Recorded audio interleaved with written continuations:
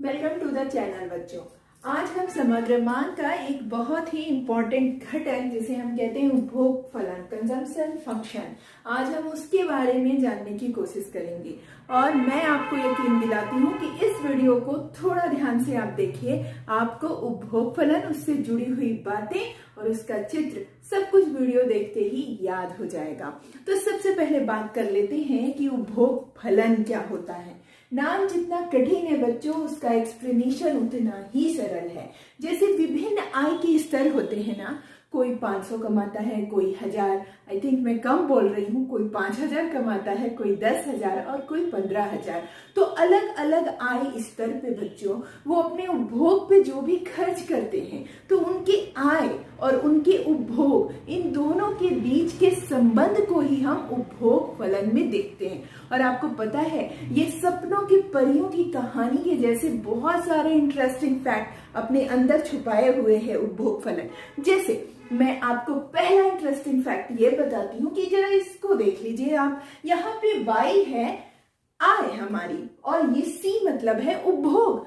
अब आप कहेंगे मैडम आपने आय तो लिख दी है 0 और उपभोग बता दिया है 20, ऐसे कैसे पॉसिबल है? टाइम को थोड़ा रिवाइंड कीजिए बेटा और अपने आसपास कहीं भी देख लीजिए, क्या जो गरीब है, जो नहीं कमाता, जो भीख मांगने का काम करता है, जिसकी इनकम का सोर्स कुछ नहीं है, क्या वो उपभोग नहीं करता? क्या वो खाना नहीं खाता? क्या उसको वस्त्र की आवश्यकता नहीं होती? तो यस, ये जो कंडीशन होती है इसे हम उपभोग का न्यूनतम स्तर कहते हैं बच्चों, और इसी को हम स्वायत्त ऑटोनॉमस कंजप्शन भी कहते हैं, स्वायत्त उपभोग भी कहते हैं। तो फैक्ट नंबर 1 आपको हुआ ना याद कि आय अगर होगी 0 तो भी उपभोग तो होता ही रहेगा, और वो उपभोग हमारे इकोनॉमिक्स में कहलाएगा स्वायत्त उपभोग। और इसकी कोई भारी भरकम सी परिभाषा देनी हो तो आप सिर्फ ये कहेंगे, उपभोग का वह न्यूनतम स्तर जो आय के 0 होने पर भी, आय अगर 0 है तो भी किया जाता है, तो वही है उपभोग का न्यूनतम स्तर। अब चलिए इसी के साथ मैं आपको बताती हूँ कि फैक्ट नंबर 2 क्या है। अब इसी तालिका से हम फैक्ट नंबर 2 निकालते हैं। जरा ध्यान दीजिए कि आय कैसे बढ़ रही है। 0 से 50 हो गई, ठीक, और लेकिन उपभोग तो 50 से 60 हो गया भाई। कमाया बंदे ने 5,000 और खर्च दिए 6,000, ये कैसे पॉसिबल है? ये पॉसिबल है बेटा, और ये पॉसिबल हम ही लोग करते हैं। इकोनॉमिक्स क्या है? मानव व्यवहार। अब जरा याद कीजिए, आपकी नई नई नौकरी लगेगी तो उस नई नई नौकरी के साथ आपकी जो फर्स्ट सैलरी आएगी, आप उस पूरी सैलरी से सबको गिफ्ट देंगे। सैलरी खत्म, लेकिन क्या फिर उसके बाद आप खाना नहीं खाएंगे? क्या अपनी नॉर्मल लाइफ नहीं जिएंगे? बिल्कुल जिएंगे ना। तो वो जो एक्स्ट्रा खर्चा करेंगे, वही एक्स्ट्रा खर्चा तो आपके उपभोग में जोड़ा जाएगा। तो आय है 50 और खर्च हो गया 60।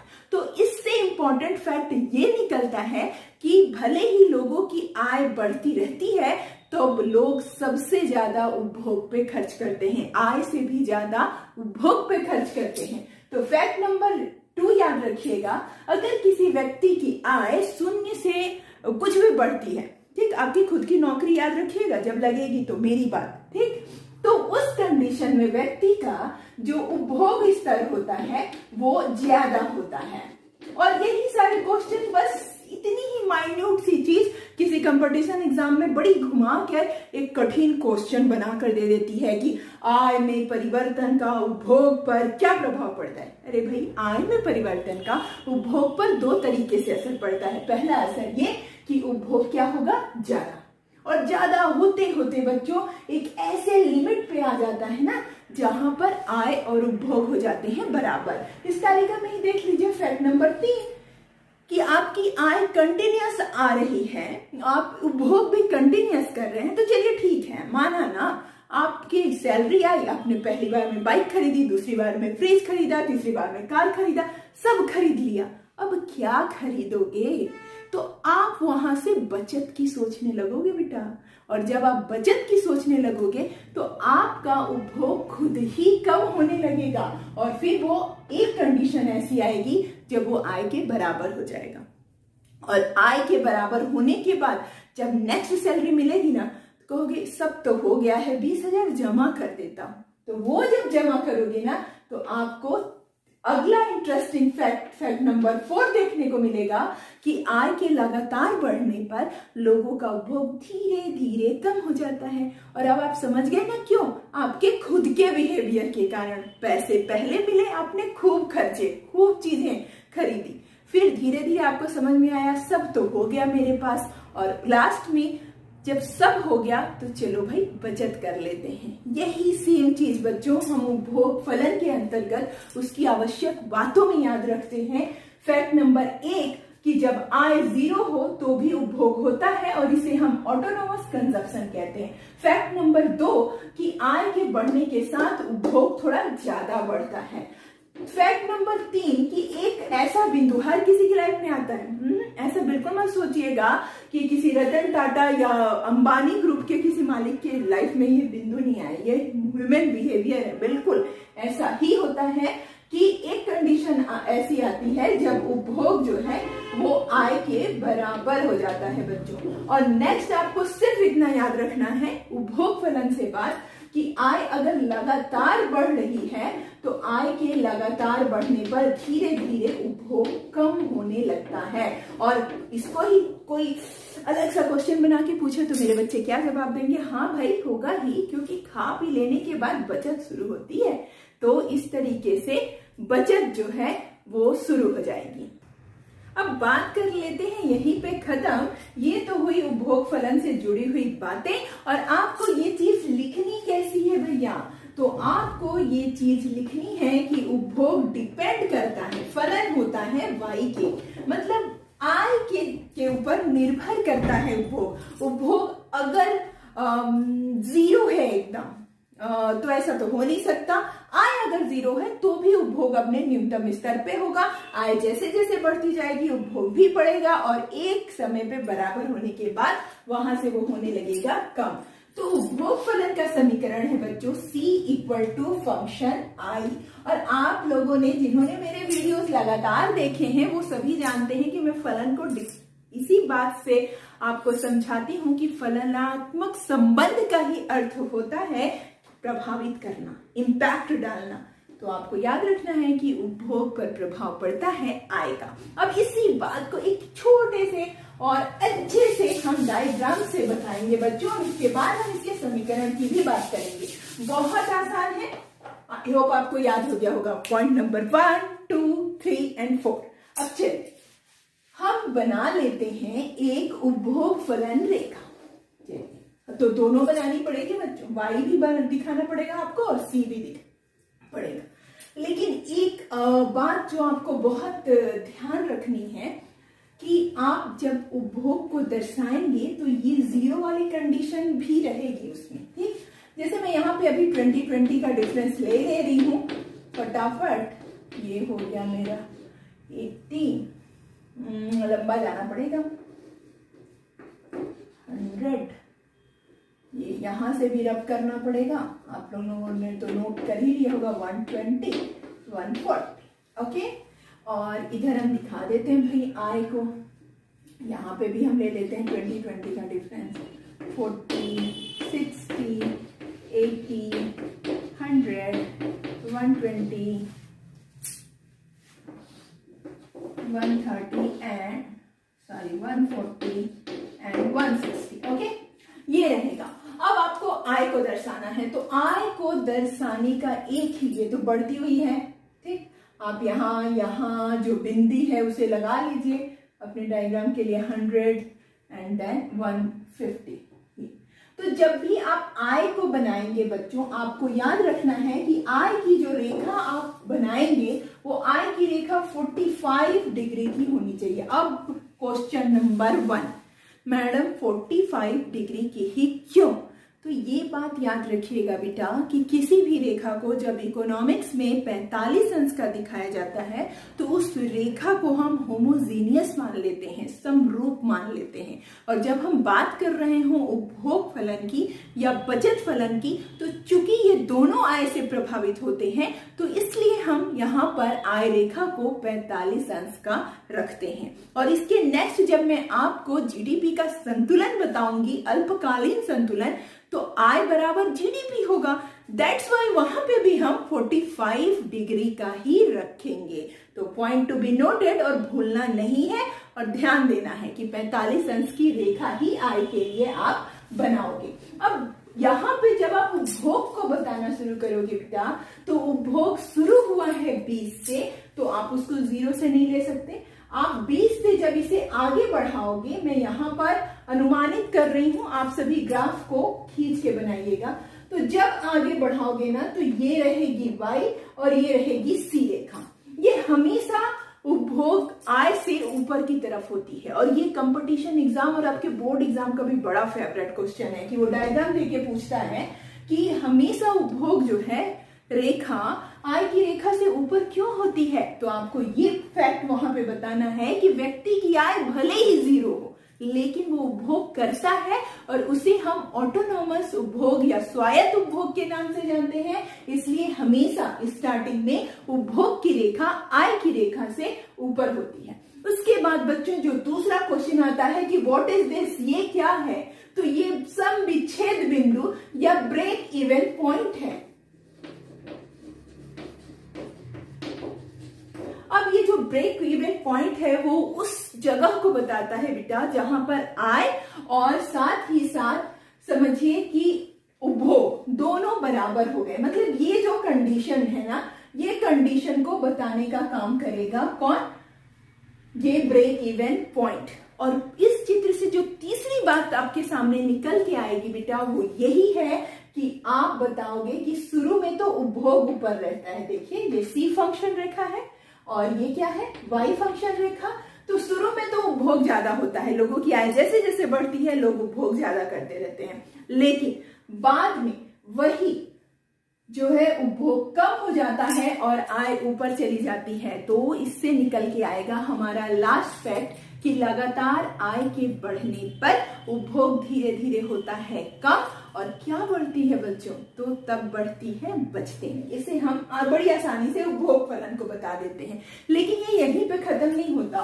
उपभोग फलन के बाद आपके बोर्ड का और कॉम्पिटिटिव एग्जाम का एक बड़ा फेवरेट सा क्वेश्चन होता है what is APC, what is MPC. तो चलिए बात कर लेते हैं भाई हम एपीसी और एमपीसी की, और ये भी आपको यही याद करवाऊंगी। ये कॉन्फिडेंस है आप पे मेरा कि आप अगर ध्यान से वीडियो सुनेंगे तो याद हो ही जाएगा। एपीसी क्या है बच्चों, ये है औसत उपभोग प्रवृत्ति, एवरेज प्रोपेंसिटी ऑफ कंजम्पशन। और एमपीसी क्या है बच्चों, ये है सीमांत उपभोग प्रवृत्ति, मार्जिनल प्रोपेंसिटी ऑफ कंजम्पशन। तो एपीसी और जो एमपीसी होता है ये एक दूसरे के साथ जुड़े हुए रहते हैं, लेकिन हैं बड़े डिफरेंट चीजें। जैसे जब कभी आपको औसत उपभोग प्रवृत्ति को निकालना हो तो देन आप लिखोगे औसत उपभोग प्रवृत्ति निकालने का सूत्र C/1। ठीक, मतलब जो उपभोग है और जो उस वक्त आय है उन दोनों के बीच का अनुपात औसत उपभोग प्रवृत्ति होगा। तो अगर मैं कहूं बेटा यहाँ का निकाल दीजिए तो आप सिंपल कहोगे yes ma'am we can do, और ये 60/50 और आप बड़े आराम से इसे सॉल्व कर लोगे। अब एमपीसी की बात कर लेते हैं। तो एमपीसी होता है बच्चों डेल्टा C/डेल्टा वाई। अब ये डेल्टा क्या है भाई, तो डेल्टा है परिवर्तन की दर, परिवर्तन की दर। ठीक, तो ये जो डेल्टा है वो परिवर्तन को बताता है। तो अगर आपको एमपीसी निकालना है तो आपको परिवर्तन निकालना पड़ेगा। जैसे यहाँ पर आप इस लेवल पे चाहते हैं कि निकाला जाए तो आपका क्या होगा बच्चों 20 और ये क्या है 60। तो डेल्टा सी निकालने के लिए आपको इस 60 में से 20 को माइनस करना होगा जो आ जाएगा आपका 40। यस, उसी तरह आपको y में भी माइनस करना होगा। डेल्टा y निकालने के लिए आपको क्या माइनस करना होगा 50 में से। उससे पहले क्या है बच्चों 0, देन आपका ये आ जाएगा 50। फिर आप इस सूत्र पे रखिए इसे, डेल्टा c आपका कितना आया 40 और डेल्टा y कितना आया 50। आप इसे काटेंगे तो 0.8। तो इस तरीके से बच्चों बड़ी आसानी से आप बता सकते हो कि एमपीसी जो होता है वो परिवर्तन का अनुपात होता है, उपभोग और आय के बीच के परिवर्तन का अनुपात होता है। लेकिन जो एपीसी होता है वो C/Y होता है, ये उपभोग और आय के बीच का अनुपात होता है। तो अगर आपको ये कॉन्सेप्ट क्लियर है तो आपको इसमें कोई दिक्कत नहीं आएगी। इसके बाद आते हैं उस 4 नंबर के सीबीएसई बोर्ड और सभी स्टेट बोर्डों के खास क्वेश्चन की तरफ बच्चों, जो क्वेश्चन ये पूछता है उपभोग रेखा का ढलान कैसा होता है, स्लोप कैसा होता है। आई थिंक जैसे मैं मुस्कुरा रही हूं, अभी समझने के बाद आप सभी मुस्कुराने वाले हैं। कैसे कि जब कभी भी ये बात चलेगी कि कैसा होता है उपभोग रेखा का ढलान और किससे तय होता है, तो आपको एमपीसी को पूरा क्रेडिट दे देना है बच्चों। वो तय होता है सीमांत उपभोग प्रवृत्ति से। Point to be noted, keep calm, शांत होके अपने माइंड में दोहराइए, हमेशा हमेशा उपभोग जो प्रवृत्ति होती है, उपभोग रेखा जो होती है, उपभोग फलन रेखा जो होती है, ये सारे नाम एक साथ अलग अलग पूछ लिए जाते हैं और बच्चे हो जाते हैं कंफ्यूज। तो आपको बस याद रखना है कि उपभोग फलन पूछे, उपभोग प्रवृत्ति पूछे तो आपको ये याद रखो कि ढलान जो है वो एमपीसी से ही तय होती है। अब चलिए मैं इसका डायग्राम भी आप लोगों को शो कर देती हूँ कि कैसे आप कैसे बताओगे भाई कि एमपीसी से तय होती है। तो आपको ये बताने के लिए कुछ नहीं करना है, सिंपल यही जो है डायग्राम उसे ही आपको यहाँ पर बनाना होगा और हम यहाँ पर प्रूफ करेंगे कि एमपीसी से रेखा का ढलान शुरू होता है। तो यहां से शुरू कर लेती हूँ, जैसा था 20, 40, 60, 80, 100 और ये आ गया 140। ठीक, और यहाँ जैसे हम लोगों ने लिया था 20, 40, 60, 80, 120, 140 एंड देन थोड़ा तो लेना पड़ेगा 160। ठीक, अब हम बात करते हैं कि उपभोग रेखा बनाए। उपभोग रेखा जो है वो 20 से शुरू करेंगे हम, तो ये रहा 20 बच्चों। अब उपभोग जो है वो 60 के बराबर है और आप आय का स्तर भी मैच कर लीजिए, ये आय का और ये गया 60, ये यहाँ पे आया। अब नेक्स्ट जो लेबल है वो है 100 एंड 100, तो इधर भी 100 होना चाहिए और इधर भी 100 होना चाहिए, आई जस्ट प्रेडिक्टेड। और उसके बाद जो है वो आई स्तर होना चाहिए 150 और इधर है 140। तो ये आपकी बन गई उपभोग की रेखा और इस उपभोग की रेखा में आपको स्लोप निकालने के लिए कहा जाएगा। तो स्लोप निकालने के लिए आप क्या देखोगे, तो चलिए किसी भी एक बिंदु को हम ले लेते हैं। जैसे मैं ले रही हूं 100 to 150 वाले बिंदु को मैं ले लेती हूं। तो ये मैंने यहाँ पर दर्शाया है, ये थोड़ा ऊपर, ये यहाँ पे 150 वाला जो बिंदु है ये अपना, यस 150। अब जब 150 आई हुई है तो 140 हमारा रहा है, ये देखिए ये यहाँ पे 140 हमारा रहा है उपभोग। तो इसके बीच के परिवर्तन को अगर आप देखें यहां से मिलाते हुए, ये यस कि 100 से बढ़कर 140 होने में, ठीक, ये इतना जो एरिया आया बच्चों यही है स्लोप। ठीक, यही स्लोप है कि यहाँ पर 100 से 150 तक पहुंचने में जो परिवर्तन है वो 50 के बराबर का है और यहाँ पर उपभोग का अगर आप परिवर्तन कहेंगे तो वो 40 के बराबर है। मतलब डेल्टा सी बटे डेल्टा वाई है और ये इक्वल टू 0.8 है। तो यहाँ पर स्लोप कितना है 0.8। अगर आप ले लेते हैं, मान लीजिए ये कौन सा हमने लिया था 60 और 50 का रेशियो, आप यहाँ पर स्लोप को निकालना चाहते हैं तो आपका वही तरीका हो जाएगा डेल्टा सी बटे डेल्टा वाई। तो यहाँ पर भी डेल्टा सी कितना है बच्चों, 60 में से 20 को घटाएंगे तो ये हो गया 40, और यहाँ पे 50 में से 0 जाएगा, ये हो गया 50, और यहाँ पे भी कट करने पे 0.8। मतलब टोटल जो उपभोग की रेखा है उस उपभोग की रेखा का ढलान सिर्फ और सिर्फ सीमांत उपभोग प्रवृत्ति से तय होता है। तो ये तो हुआ इंपॉर्टेंट फैक्ट। उसके बाद मेरे कई बच्चों को इसका समीकरण देख के बहुत डर लगता है, चलिए वो डर भी दूर करती हूँ। समीकरण आपसे क्या कहता है, इसका जब बोर्ड में समीकरण आता है तो कुछ यूं रहता है बच्चों, सी प्लस बी वाई। अब बच्चों को इससे डर लगता है, अरे भाई ये है क्या, इसी को तो मैंने बताया था कि ये स्वायत्त उपभोग है, मतलब उपभोग का वो न्यूनतम स्तर बच्चों जो कि आय के 0 रहने पर भी रहेगा। तो आय के 0 रहने पर भी ये कितना है भाई, ये है 20। उसके बाद ये बी क्या है भाई, तो बी है बच्चों वो दर, याद रखिएगा दर या अनुपात, जिस अनुपात में परिवर्तन होता है। तो अभी तो हमने निकाला कि डेल्टा सी बटे डेल्टा वाई क्या है, वही दर वही अनुपात। तो ये आपका बी इक्वेशन हो गया 0.8। मान लीजिए कि यहाँ पे मैंने y नहीं दिया और आपके एग्जाम में भी आ गया कि y को बताया जाए, देन आप y कैसे निकालोगे, तो चलिए उसे भी देख लेते हैं हम। तो ये y को बेटा आप जिस भी आय स्तर पे निकालना चाहते हैं उपभोग फलन को आप उसे ले लीजिए, ठीक। जैसे आपका मन है कि आप 100 पे निकालना चाहते हैं, तो ठीक है, 20 प्लस 0.8 यहाँ पे इक्वल टू 100 हो जाएगा, ठीक। फिर आप निकाल लीजिए तो वो आपका आय का स्तर आ जाएगा। अब इस इक्वेशन को अगर मैं सॉल्व कर दूं बेटा तो ये इक्वेशन हो जाएगा 20 प्लस यहाँ पे इंटू करने पे 80 इक्वल टू 100। मतलब यहाँ पर जो C है वो भी 100 है और जो I है वो भी 100 है। तो ये I स्तर पर हमने बड़े आसानी से उपभोग की गणना कर ली।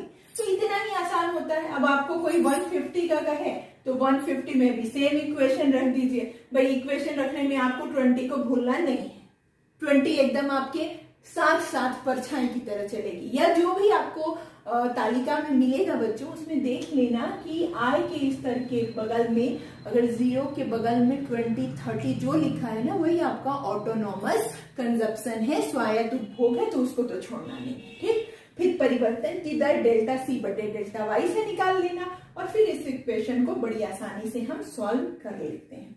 अब एक और क्वेश्चन आता है कि what is the difference between APC and MPC. तो वो डिफरेंस तो आप लोग जान ही गए हैं कि जब कभी एपीसी की गणना की जाती है तो ये होता है सी बाई वाई, लेकिन जब कभी एमपीसी की गणना की जाती है बच्चों तो वो होता है डेल्टा सी बटे डेल्टा वाई। बस इतना ही आपको जानना था उपभोग फलन में। और बस एग्जामिनर की तरह सोचिएगा कि अगर आप पेपर सेट करने बैठते तो कंपटीशन एग्जाम हो या बोर्ड एग्जाम, आप उसमें किस किस तरह के क्वेश्चन डालकर सामने वाले को घुमाते। अगर आपको क्वेश्चन करने का तरीका आ गया ना तो आंसर तो यूं निकलेंगे और सफलता भी मिलेगी। तो ये न्यू ईयर का पहला वीडियो मैं डेडिकेट करती हूँ मेरी एक बहुत ही प्यारी स्टूडेंट को जिसकी ये बहुत ही डिमांड थी कि मैम इसे बताइए। लेकिन हम बचत फलन का भी वीडियो जल्दी ही अपलोड करेंगे।